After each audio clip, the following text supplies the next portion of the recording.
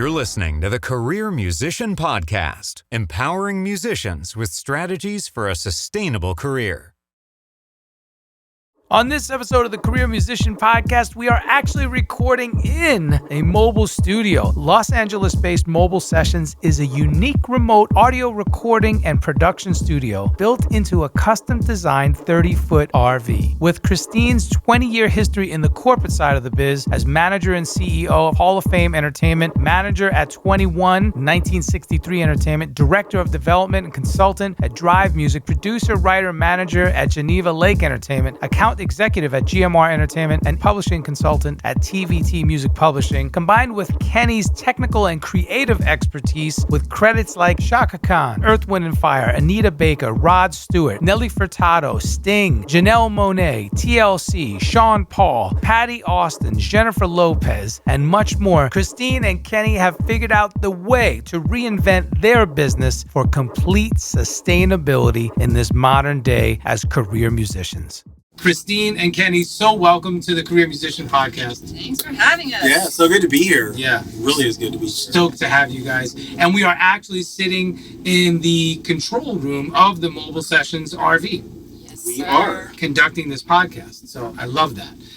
All right. Well, Christine, let's start with you. Ladies first. Tell us a little bit about yourself and how the music bug bit you. Why did you say, I'm going to do something musical with my life? Because we all know it's not an easy road, per se. No, we got to go way back and far away for this one. Okay. So born and raised in Germany, Stuttgart to Berlin. Grew up with 90s Eurodance and Latin music from my mom's side and some German hits, all kinds of music influences. And when Michael Jackson hit Germany, that was one of my bugs that got me into music. Gotcha. Also classical music. I was classically trained on piano since I was 9 years old. Wow. That was my second influence. And so, yeah, just always had a passion for music since a little girl and just trying different instruments, but piano always stuck. Which reminds me of Vladimir Horowitz, Yeah. right? He was, I want to say, Israeli mixed with something, I think Austrian so. or something like Yeah, that. I'm not sure if it was Austrian, but Or somewhere German, over there. Yeah. But Yeah. so talking about Yeah, classical piano. I mean, my sight reading is pretty terrible. And my piano teacher always said, I'll give you an A for playing and an F for sight reading. Oh. But yeah, I played from hearing and still play from hearing when I do play. Yeah. But yeah, at the age of 16, 17, I moved to the US and wasn't really doing much with music until I started college and figuring out what I was going to do. And some of the opportunities that I had here, I never would have had in Germany, like studying music business or marketing or, even just the creative side of music. You didn't really have that at that time, at least. So I went to college in Pennsylvania, studied languages and international business, and then came to NYU and studied music business with a focus on marketing. And that's how I started meeting people and managers, and Lady Gaga's manager, and he brought me to LA. And then I figured I'll just stay in LA for a year, and now I'm still here almost 10 years later. Wow, look at that. And just got into the world of management. More than 10 years, no? Since 2012. Yeah. Almost 10 years. Almost 10 years. Wow. Yeah. But management, songwriters, producers, artists, artist development, that's pretty much what I was doing throughout that time with this manager, Laurent Besançon, who also had Red One and who was working with New Heights. And then you may know him. He's been around for a while. But, and then Randy Jackson for 4 years. Right. And then I got into this Mobile Sessions, mobile recording and production studio business, and the rest is history. I love it. Yeah. Very smart, by the way. Synopsis. Yeah, I like it. I love the synopsis. Very smart move, by the way, that you both did here. Right. Okay, Kenny, tell us about how the bug bit you. What happened there? Well, different. My dad was a musician, obviously. And so my dad was a musician he's from Barbados, but he was the bass player for the Ted Heath Big Band in England. Very cool. Right. So, the Duke Ellington equivalent for Europe. And so I grew up in like a true jazz house where all I heard from the time I was born was either jazz or calypso, and it depended on the mood. Yeah. Hence the Coltrane shirt. Hence the Coltrane. And it's funny because my dad hates Coltrane. But, That's ironic. It really is ironic, and, because if you know Coltrane, he'll say, if you like Coltrane, he should have stayed playing alto if he wanted to play sax. Because he was an alto player first. Right? That's why his tone is so smooth and mellow. Like alto players that go tenor sound like that, whereas my dad's like, if it's not Coleman Hawkins, then that's a tenor player. That's another. I love that. Coleman Hawkins, Lester Young. Yeah. Exactly. That would be his thing. Smooth. Exactly. Yeah. So just a different thing. But so I grew up like that, and it wasn't until my older brother convinced my dad that Motown was good enough music to listen to, were we actually allowed to listen to anything other than calypso and jazz. Wow. Like my older brother's 5 years older, so I was only 5 at the time. Okay. Yeah. Okay. I'm sorry. You're a piano player too originally, is that right? Or? No, I'm a trombone player. Trombone. First and foremost. Gotcha. Yeah. Okay. Yeah. So all of us played. My dad played bass, guitar, piano, and drums. Got it. So all of us played something. The 4 siblings. So my oldest brother played guitar, and then my sister played piano and voice, and then my other brother played sax, and I played trombone. Family band? No. Well, actually, that's my first. Into the record business, it was my sister and I. We got signed to BMG when I was, 19, I guess. Wow. At that time. But it was funny because, all I wanted to be was a jazz player. And I went to, I didn't actually attend. I got into Oscar Peterson's School of Jazz, which only takes 50 people a year. With trombone? With trombone. Gotcha. So you must have been good. I was good. I was good. I was good. But it's kind of like everybody. Everyone's good in your town and in your area. Yeah. A little league. Yeah. And then it starts to expand because then you get into a school like that and everyone's like you. They're just from all over places. But what really happened was 2 things. A couple of years prior, when I was still in, high school, I was gigging on my horn when I was 15. Right. And out and playing, and that was normal for my family. Sure. And some friends of mine convinced me that they wanted to do a little band thing, but they wanted to do R&B and stuff. Because I play keys, and I didn't play keys, but I was, I could move around, sure, kind of thing. So that's how this happened, and lo and behold, very long story short, one of my little demo tapes started getting played on radio, and it was a cassette getting played on college radio in Toronto when I got a record deal. There you go. Out of that. So that's how that happened, and then I did a lot of records in Toronto before I moved to LA. As a producer, writer, or as an artist? All of the above. It went like that. I started as the artist, but I was writing everything. Gotcha. And then I was co-producing the stuff with the record label, and then I started producing other artists. Nice. And then, a keyboard player has 1 piano, then you have 16. Yeah. Right? And then you have a mixer to hold them all, and then that's how the studio started. Right. And then after that, I went back to school for engineering. Okay. And then I engineered at Sony, came out, and I moved to LA. Because that's how I know you as a keyboard guy / engineer. And you have saved my ass on many a sessions as an engineer. And we met doing the gig with Babyface. Yeah. And you were working with Greg Fillinganes. Right. That's when we first met. And like we just said a few minutes ago, that was circa 2008 when my daughter was born. That's right. And your son was born shortly thereafter. So, wow, it's pretty cool. We go back. And then also with Christine, you were working with Randy Jackson at Henson at the time that I had been doing some sessions with him, but we never ran into each other. Or if we did, we just don't remember. Funny coincidence. Yeah. So, Small world. And that's how we met. Connected. I was engineering a session for a producer that she was managing. There you go. Yeah. I love it. And that's exactly how we met. And, Randy was thinking of changing the direction of his management company. Okay. And part of that entailed closing the studio room at Henson that he was using. Which I loved. It was so cool. Yeah. Did you see it downstairs, that area? No. Yeah, that was a cool room. Oh, wow. I didn't go downstairs. The dugout. I didn't get to see the dugout. Yeah. That's right. Yeah. You were typically where, we would have met in Studio A. Yeah. Studio, yeah. Right. Exactly.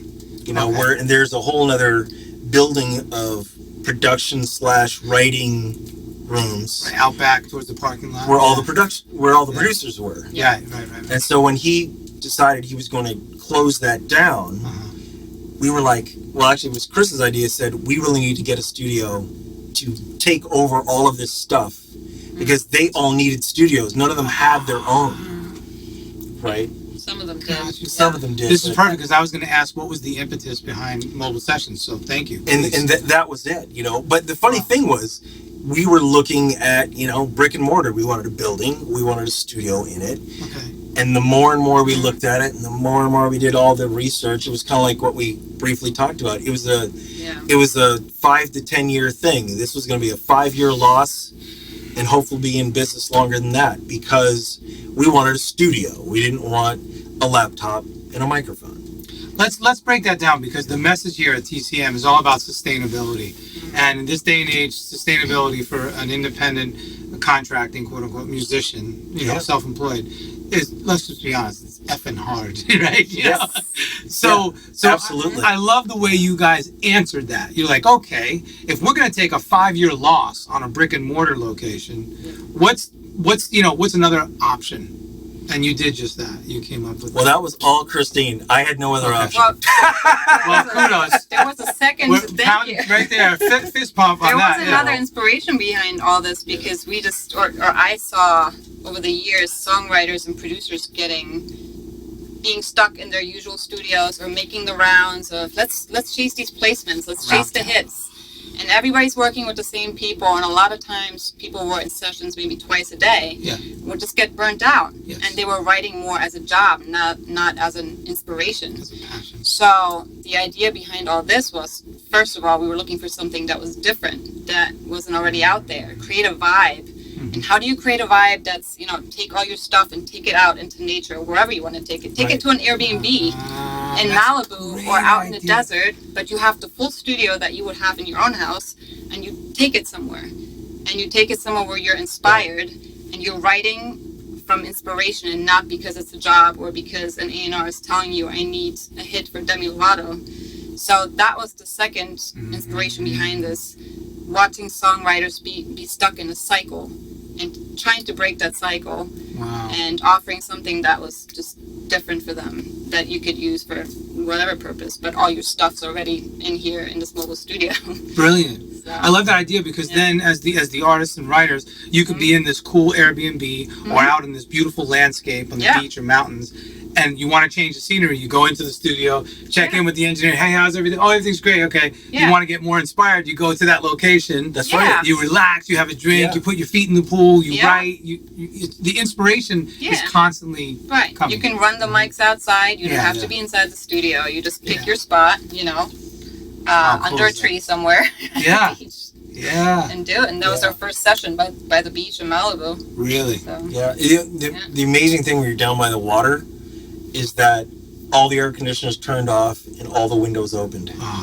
Right? This window opens, the ceiling opens, the side. Beautiful. And that's what it was all day. We were there about 9 hours. Like it was like pitch black by the time it was like, we really need to stop because we can't keep running our generator. After dark, right? No, it'll run, but legally we can't. Oh, legally, I got you. Okay. But it was like, but this is amazing, and the ocean air is coming in, and that's when we discovered that it's been there forever and ever and ever. Patrick's Roadhouse is right on PCH, right at just say east of Will Rogers. It's been there 50 years. Yes. Right, and I've seen it a million times.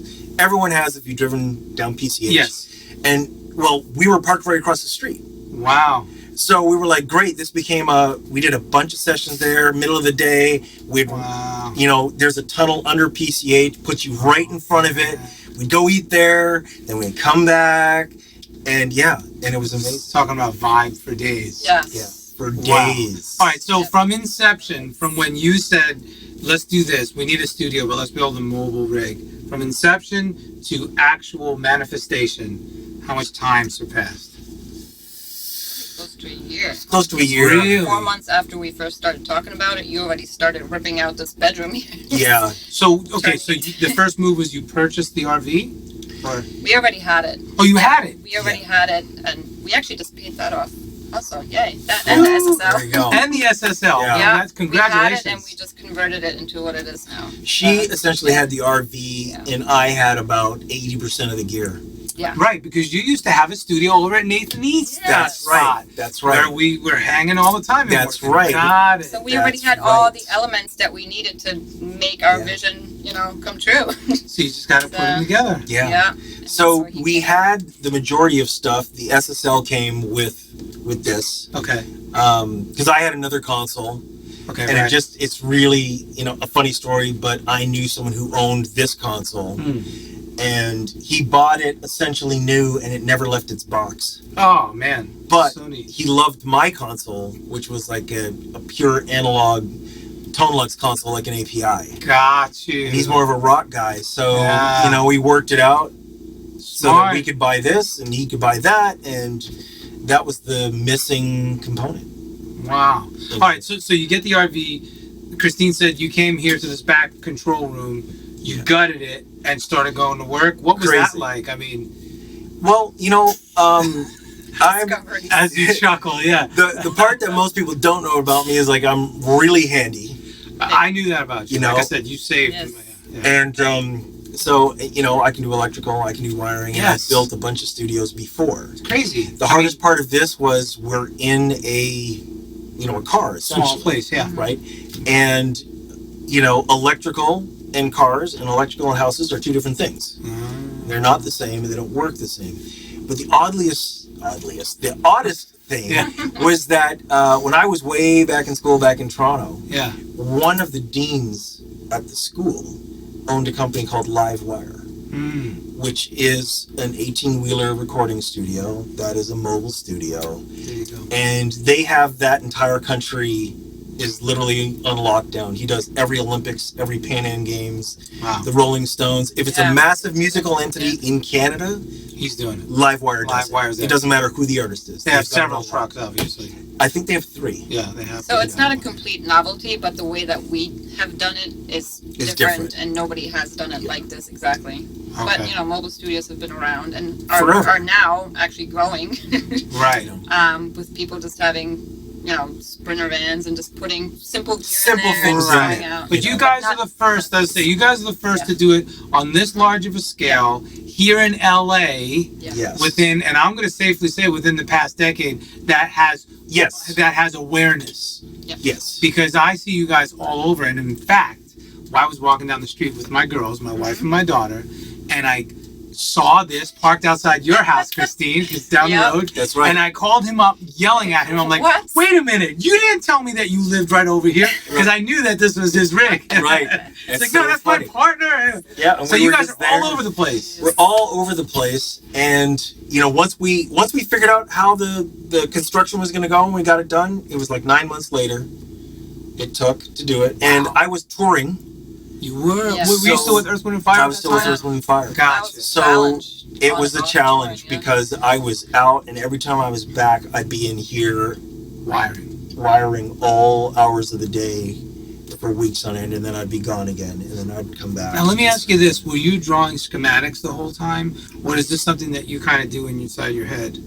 There were both. I had a bunch of drawings where we thought, here's how placement things can work, and then, I called Livewire, and Smart. I called Doug McClements is his name. He's the one who owns the company, and I called him about the electrical, and I said, okay, how the hell did you do the electrical in a vehicle? And he was like, oh, it was easy. Don't make them touch. You just told me that, and I got so scared. And he's like, don't make them touch. Make it separate, and then you never have to worry about it. Positive and negative, we're speaking. Well, actually, we're talking about electrical in a vehicle is completely different than the actual electrical in your house. It's done differently Okay. because the grounding's done differently. Remember I said as long as you have a left, right, and a ground, you're fine. Well, in a vehicle, the ground works differently. Copy that. Audio doesn't like that stuff. Ah, that's what creates the buzz. That's what creates all your buzzes and everything else. And not just that, things like the console won't run right. It won't like that kind of power. Gotcha. So when he said you do a whole new power grid, it made perfect sense. You do a whole new power grid just for the studio. And believe it or not, it was simpler to do that than to say we're going to tap into existing power. Gotcha. That would have been way, way above my pay grade. So now you're creating your own power hub for this vehicle. And you showed me some of the storage of it's quite, intricate. It's intricate and it's very powerful. But the interesting thing is once we really, really, got my brain around how to, what was the requirement, what we needed, it's so efficient that the whole studio can run plugged into a standard bedroom outlet. Amazing. We're talking 15 amp, 120 receptacle, 110 to 120. 110 to 20 volts, yeah. The air runs separate. Wow. Okay, air is on its own. Air's on its own thing. Power. Yep. Smart. So it doesn't take the juice. So it doesn't take the juice from the studio. As a matter of fact, if we were to lose power, if we were plugged in, the entire studio, not the air conditioners, but the studio equipment, all runs on a massive APS. Backup battery? You got it. We lose power, we got about 15 to 30 minutes, depending on what's running. Brilliant. To shut down. So if you're in the middle of a hot take, you don't got to lose it. We won't have to lose the inspiration. We will not lose it. I love that. That was all from them. That was all a live wire. Oh, right. He was like, you do this and you do this and that's it. And then he was like, you go work it out. Let's talk about that. I'm so glad you brought that up because I'm sure the three of us here and all of our listeners can relate to, at some point, everybody has a mentor. Or even if it's not a defined as a definitive mentor, somebody in our lives who speaks to us, who teaches us things, who shows us things, who we can use as a resource later on. And that's so important that you had the wherewithal to say, you know what? Let me go back in my Rolodex in my mind. Who has done something similar? Okay, let me go tap that resource and find out, pick their brain. That's so important that I tell young musicians, don't be afraid. Do not be afraid. Go to people that have come before you or who even coming up with, and ask questions. Just be inquisitive, right? Absolutely. Best way to learn. More often than not, and we talked about this, we're in a position now that we can help younger people get off the ground and do things. And, you can't be scared to go and do it. The career musician says, you have to be doing whatever it takes. That's right. To be successful. That's right. You're a salesman. You're a musician. You practice. You can record. You can play in time. Yes. You can play live. You can play in the studio. You do some marketing. You got to do whatever you got to do. You have to do it. Jack of all trades to do things independently, so you don't have to depend on one person to produce and the other person to do your social media. You have to kind of learn how to do all this stuff yourself these days, and still be able to do your acts. And still be able to do your primary talent focus. So you can't be shy. And you can't be bashful about. No, you have to just plain go and do it. That's right. You have to have tenacity, baby. You got to get after it. That's swallow your pride. That's right. Now, speaking of which, 9 months inception to fruition. You do your first set. What was your first session? Was that Malibu date? Outside of, and I just passed by that place, the Roadhouse there. There's always a line. There's always a mile line long around the building. Yeah, that's crazy. So to get to that session, what was that? What was that first session like? Were you guys pulling out your hair or what? Or were you kind of chill and? No, I mean it's. You've seen me when we're working. You have a great demeanor. I'm super relaxed when we're working. I get even more relaxed when there's more happening because you kind of have to. That's right. Right? You kind of just go, okay, we just bring it down a notch as it goes up. But there was, hey, we turned on our C12 and it didn't work. And, we had a big producer in there seeing it for the first time and, but they loved the vibe. The windows were open, the air's coming in. It was like, okay, we'll just use something else. But, in my mind, I'm like, geez, there goes the $6,000 microphone not working in today's session. That sucks. I'm going to pull out a 57 and that's going to do the job, or something else, right? You just move on, right? You're like, I need something that works and needs to work right now.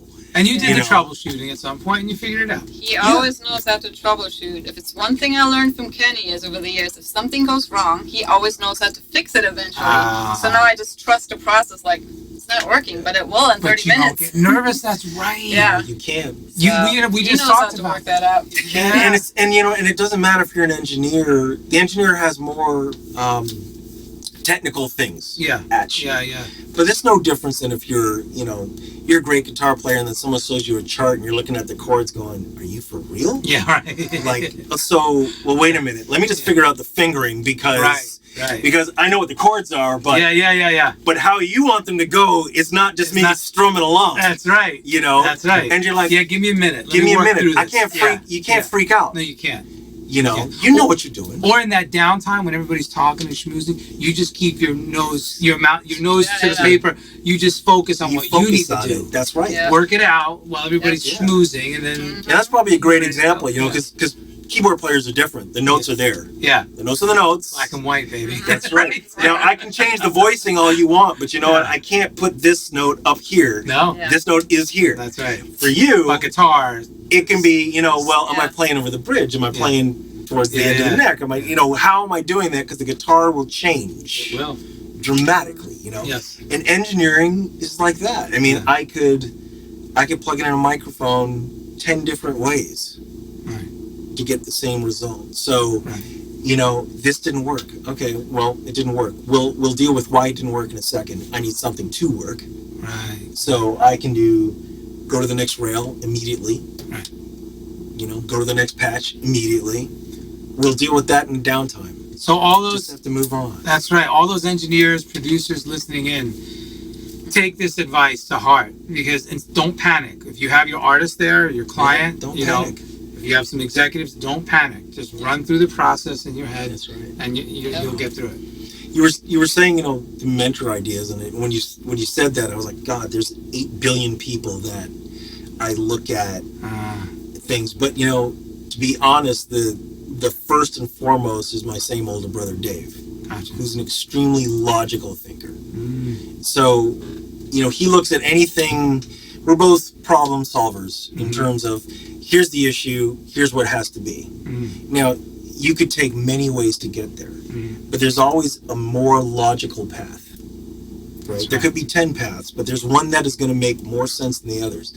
And when anything goes wrong, he always says the first thing you do is you omit the things that can't be. Right? So I like that. instead of trying to look at, what could it be? What's the problem? Well, what can't it be? That's smart. Right?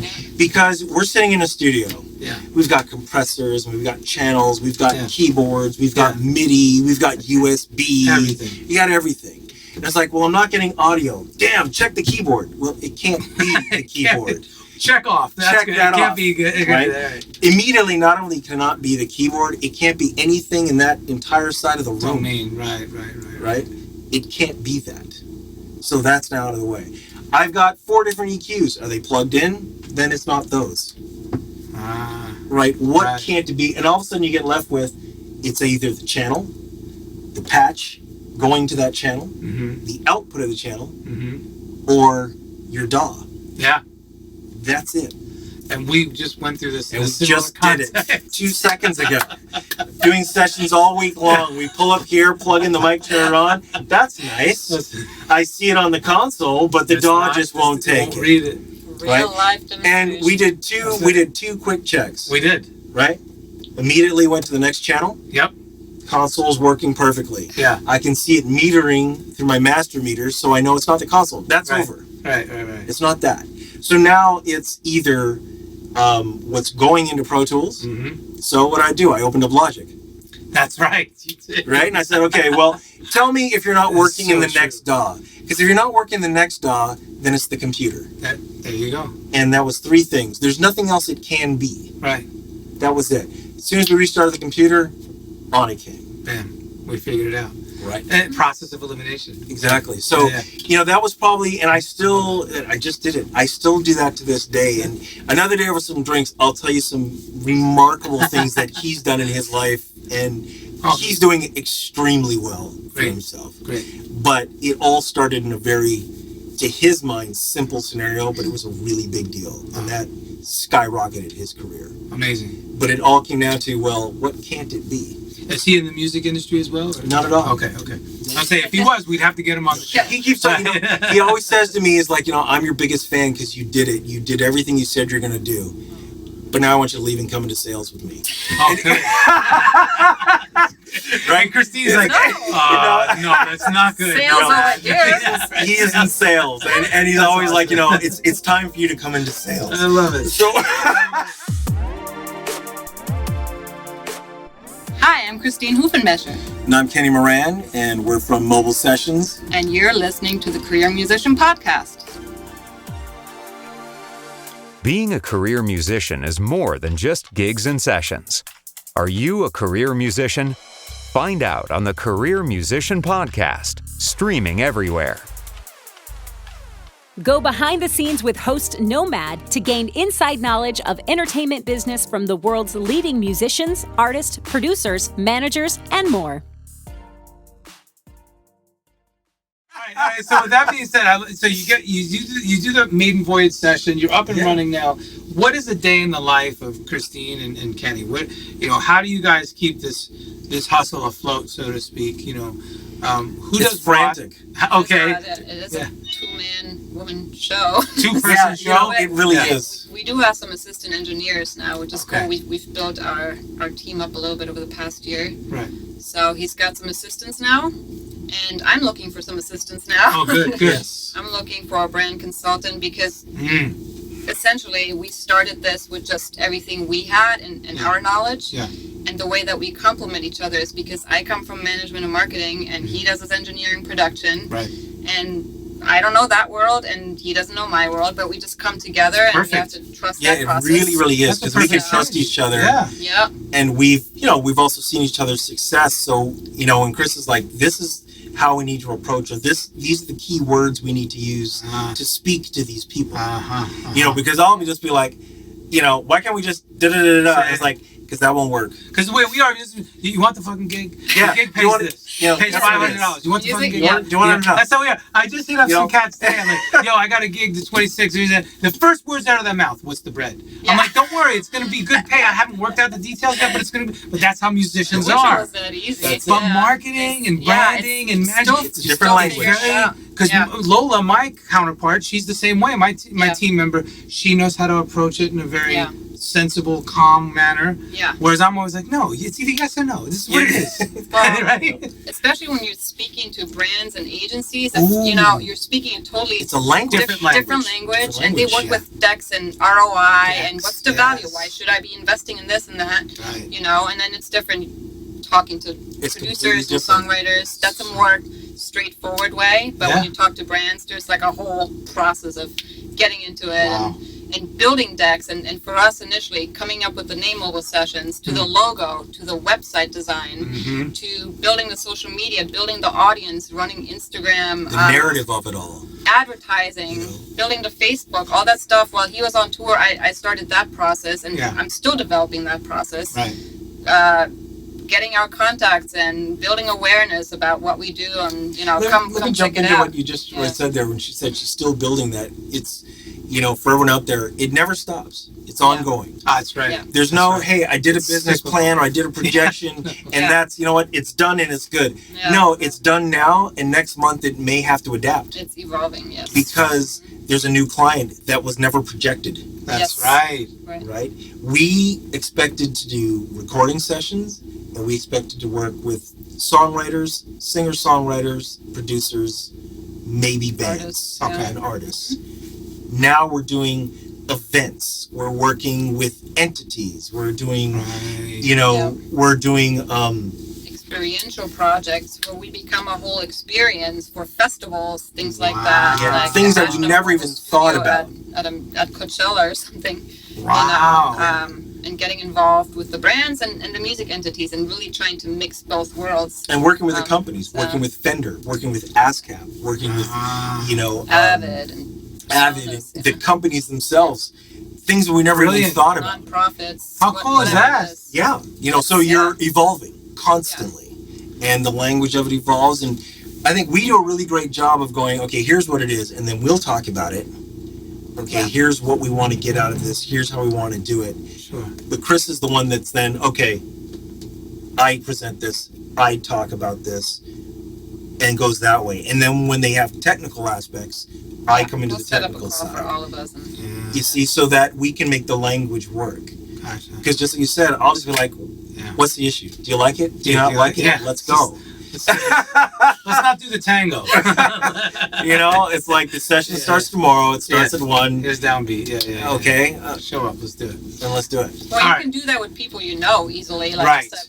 But when you're just doing cold calling and you're just building a relationship, you kind of have to do that whole dance and figure them out and speak their language. Absolutely. Yeah. Okay, so here's a question I love asking my guests, and I want to hear it from both of you individually.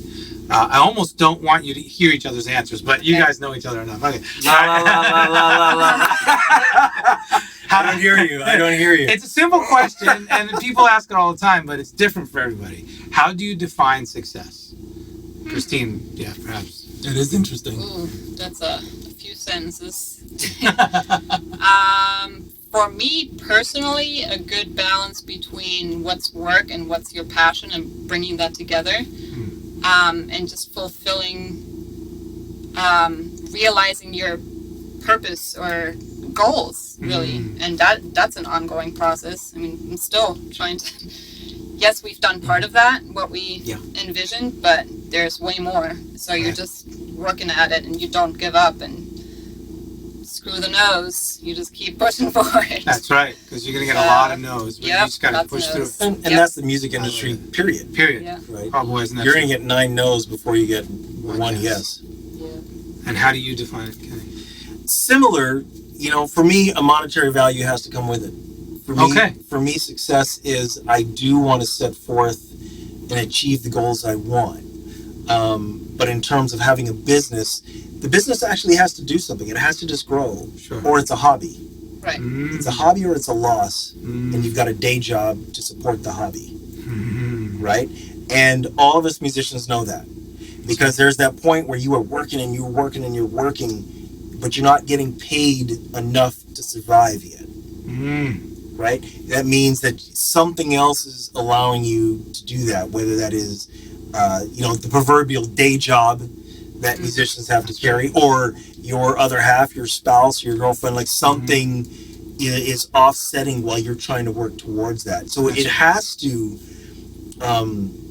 for me, for success, when we're talking business-wise, it has to be to the point that, hey, this business has now become this legitimate success. It is now paying for us to do what we do. That's right. And then the other goal is I want us to be paying other people to do what they do.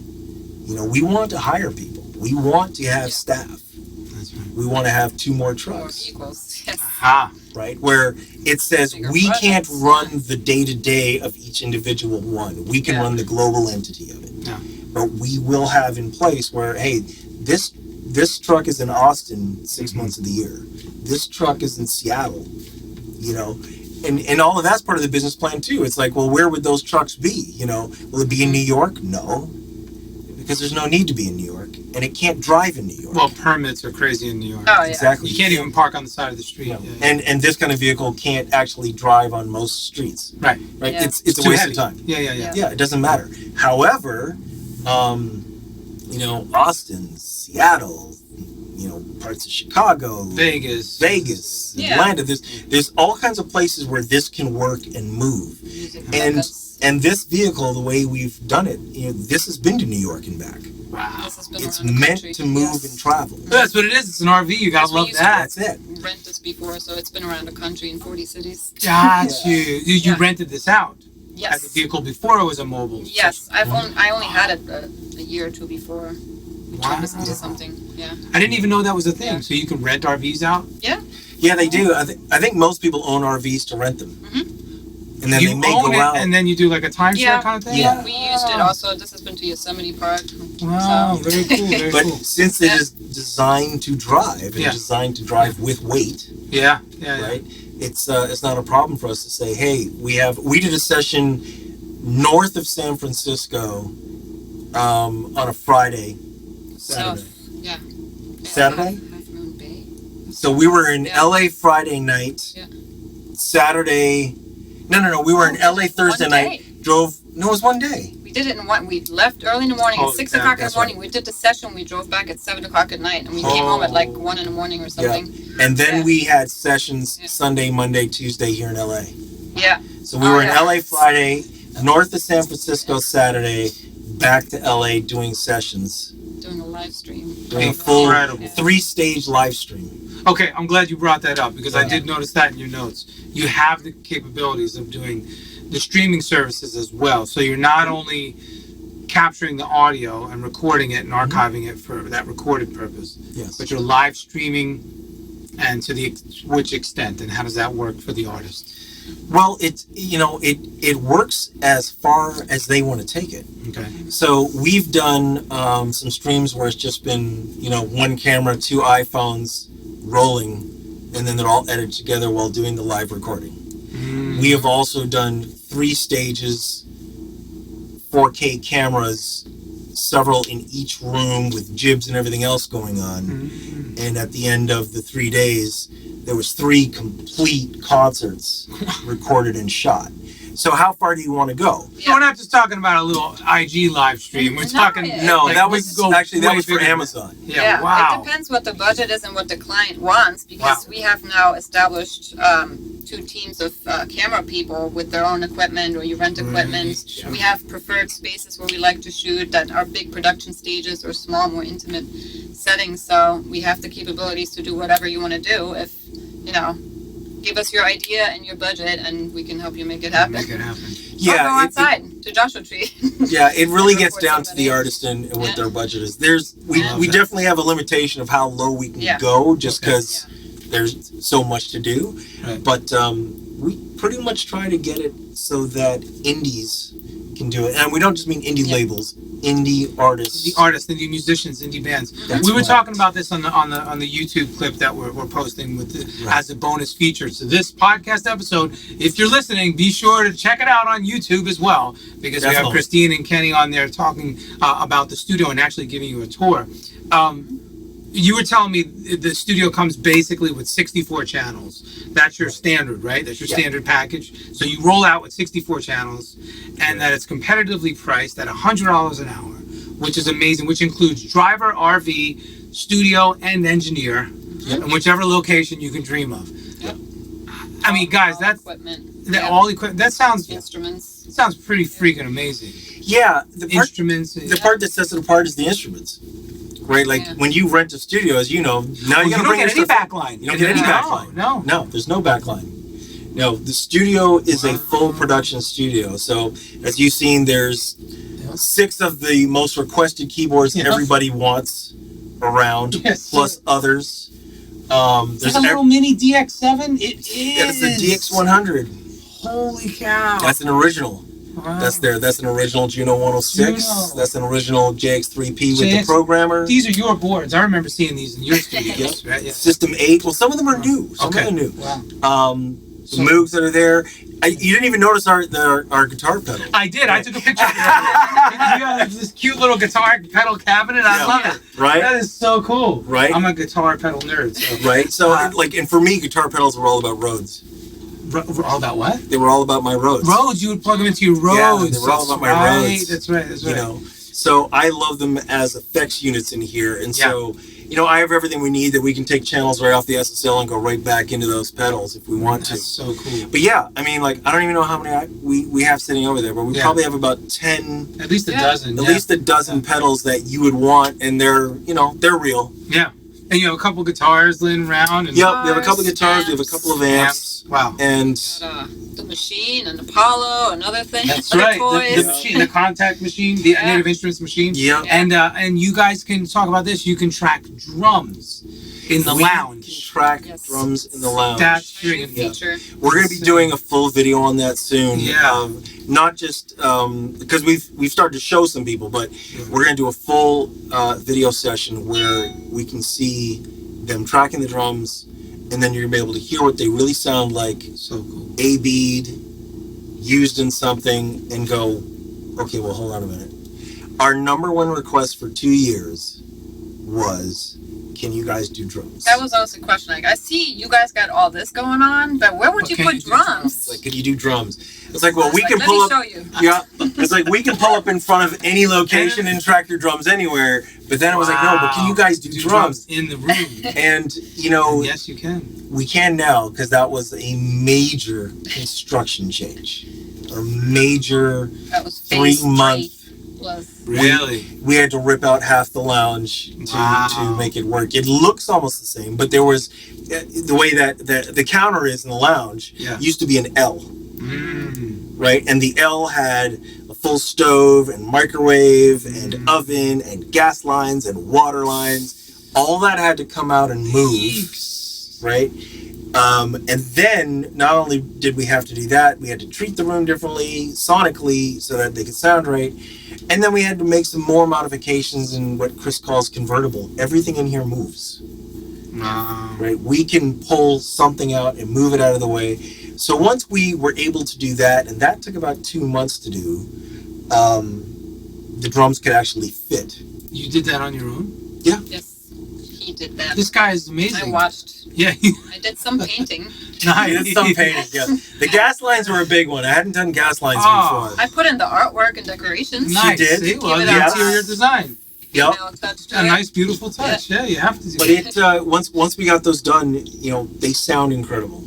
That's and then, awesome. you know, I was telling, you know, John Paris came in and donated this incredible drum kit. From Earth, Wind, and Fire. So thank you for that, John. Wow. Yeah. I mean, it just sounds unreal. It's a great 5-piece. And anything that's funky, we can do. We're obviously not going to do a big, massive rock hall record. You know, if you're trying to do that kind of thing, it's not going to be done inside here. Right, because you want the big acoustics. Yeah. That's right. You need that big, massive room, you know, to get that kind of thing. But pretty much almost anything you hear on radio today is tight. Incredible. So enamored with this facility. I love it so much. And not only because you and I are friends that go way back, Kenny, and now newfound friends with you, Christine. Friend and neighbor. Absolutely, and neighbors. That's right. That's right. I mean, it's like all the dots are connected. I'm still just, you know, really overwhelmed with joy for you guys. I think this is a fantastic venture. I wish you nothing but the most success. And people can find you online at gomobilesessions.com or Instagram Mobile Sessions, same on Facebook and YouTube.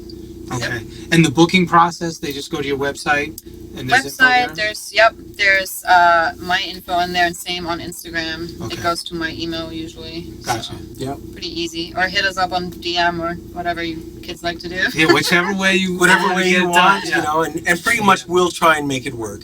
Yeah. You know, if you're an indie artist or you're an indie label and you know you have some aspirations where you want it to be bigger. Yeah. You know, and you're like, what would it be like to really be working on an SSL with real microphones and all that? Yeah. It can happen. Don't think it can't.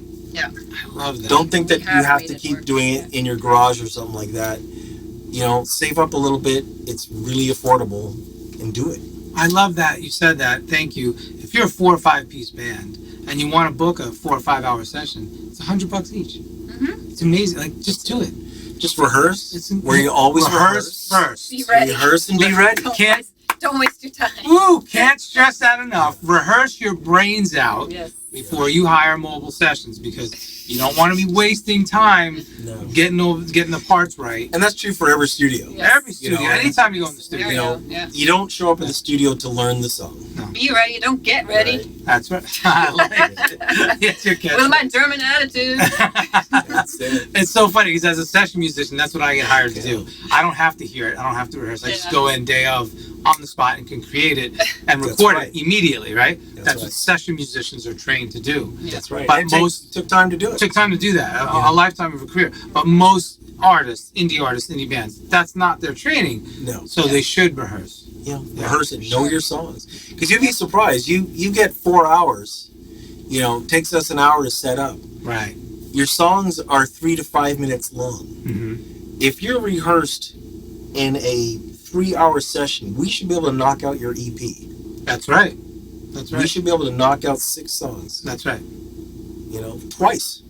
Twice, so you get two solid takes. 2 solid takes, easy. You know, if you're if you know your songs and you're ready to go. If you show up in the studio and you're not sure about your arrangement yet, or someone doesn't know their parts, or you haven't decided on part A, B, or C in the song, that's never a good scenario in the studio. That's what you're practicing with. That's right. You learn that stuff first. We've probably heard Greg say this, Greg Fillinganes, 1,000 times, because he'll hate it when you show up for rehearsal and he'll say, rehearsal is not here for you to learn the song. That's right. Right? He'll say that, we're not here for you to learn this. You should have learned this already. We're here to work together to play it down right. To arrange some cool parts together. That's right. There you go. That's right. Shout out to the Fillinganes there. Yeah. I was just going to say words of wisdom in closing, but I mean, that's a great word of wisdom. Yeah. Anything else you guys want to add? Yes.